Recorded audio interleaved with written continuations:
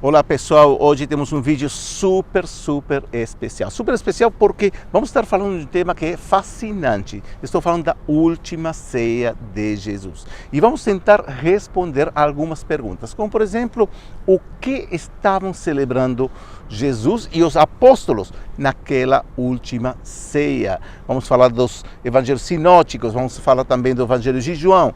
E outra pergunta, aonde que isso aconteceu? Será que foi realmente no cenáculo, onde a tradição diz que isso aconteceu?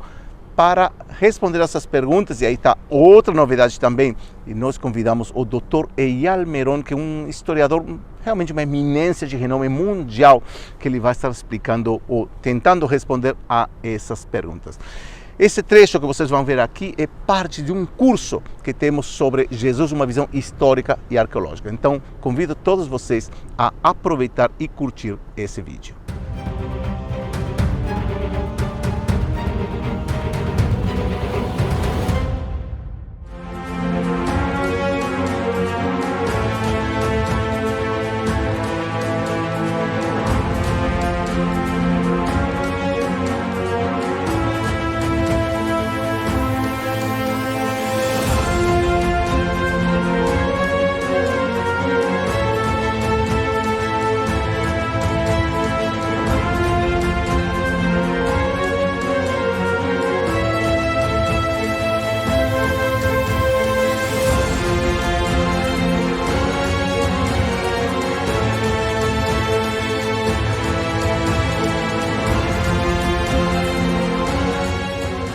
Welcome to the Last Supper room.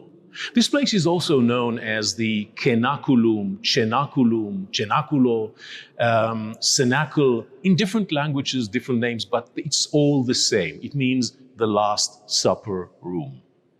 This place is located immediately outside Zion's Gate, outside the walls of the old city today. But again, in the events described in the Gospels, in the Second Temple period, this area is within the walls of Jerusalem. You're not outside the city here. And local tradition says that this is the place where one, the Last Supper, two, the Pentecost, and the last event, which is actually the earliest, according to local tradition, Christian, Jewish, and Muslim, this is also the place where David, the king of the Israelites in the 10th century BCE, buried. So David's tomb, the Last Supper, and Pentecost, they're all interconnected and they're all in this vicinity. Not necessarily on this level. You see, this is where, according to tradition, the Last Supper and the Pentecost took place, but the tomb of David is immediately below us. We'll get back to the Pentecost and the tomb of David, but for now, let's examine the tradition about the Last Supper. The Last Supper takes place immediately before Jesus goes to Gethsemane, where he's arrested and then he's tried by Pontius Pilate. Where did it happen? When did it happen? This is a crucial question. Well, it obviously happened during the last week of Jesus' life, but on which day? Was it a significant day? Judging by the Gospels, we have a problem, because according to the three synoptic Gospels, the Gospels that roughly tell the same story, that's Matthew, Luke, and Mark, according to these three Gospels that are parallel, it is clearly said that the Last Supper took place at Leil HaSeder in Hebrew. Leil HaSeder means the evening of Passover, when the sacred lamb is slaughtered and people come for pilgrimage to Jerusalem. So this is a major event in the life of the Jewish nation, which is celebrated every year on that same night, the 14th day of the month of Nisan. It's in the spring. But one gospel says otherwise, and that's quite interesting. The Gospel of John says that it happened actually the day before Passover. So the distance isn't very great, you see, the day before Passover or Passover itself, but there's a theological concept behind that. You see, Jesus, already in the New Testament, is presented as the Lamb of God.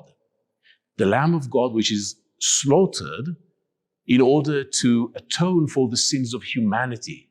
He brings redemption by his own death. The concept of a slaughtered lamb is the equivalent of what happens in the temple during Passover, slaughtering the lambs before the celebration begins.